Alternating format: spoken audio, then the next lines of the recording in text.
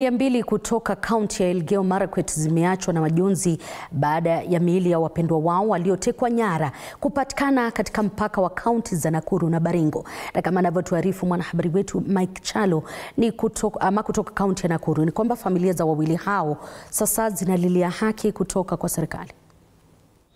Miili ya wawili yao ikiwa ni pamoja na Simon Yegu ambaye ni mhudumu wa teksi na Collins Kipiatich, kijana mwenye umri wa miaka 22, ilipatikana Jumapili wiki hii baada ya wawili yao kutekwa nyara Ijumaa katika kaunti ya Elgeyo Marakwet. Miili hiyo ikionyesha dalili za kuteswa huku wakiwa wamekatwa mikono. Mikono imekatwa na ni kama walinyongwa because ni kama wamekuwa strangled. Na kuna marks ya kuchapwa huku mkongo, tumbo na hata mkono na miguu, na ni kama miguu zilikuwa zimefungwa na kamba. We were given the opportunity ya kufeel hiyo miili and we identified kwamba ni hao watu wetu. Simon Yegu alisimamishwa na ambulensi ambayo haikutambulika akiwa na abiria mteja wake kabla ya kukamatwa na kuwekwa kwenye ambulensi hiyo, huku akiojiwa kuhusu kifo cha kasisi Alois Bet aliyeuawa. Kwa anaelekea hospitali na wakasimamishwa na hiyo probox, hiyo ambulance. Watu ambao wako armed wakashuka wakamtoa kwa probox yake na kuingiza yeye kwa hiyo ambulance. Kuna one passenger alikuwa kwa hiyo gari.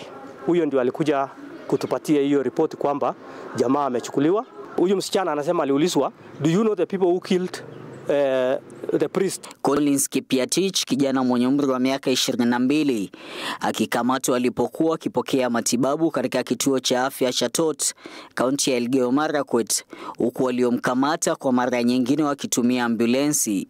Alitolewa kwa kitanda. Tot Health Center alikuwa ameenda treatment ya malaria, akatolewa kwa kitanda.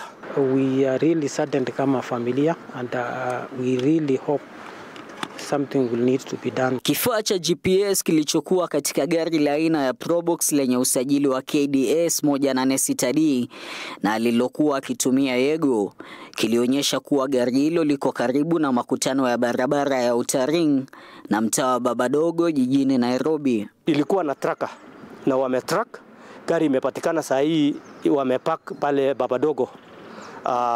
Babadogo Road huko Ruaraka. Haya yanajiri baada ya naibu inspekta jenerali wa polisi Eliud Lagat kuahidi kukabiliana na wauaji wa Papa Alois Bet. Mtupatie mwenye alipiga risasi father Thursday. It will not be business as usual. Mike Chalo, TV 47, kaunti ya Nakuru.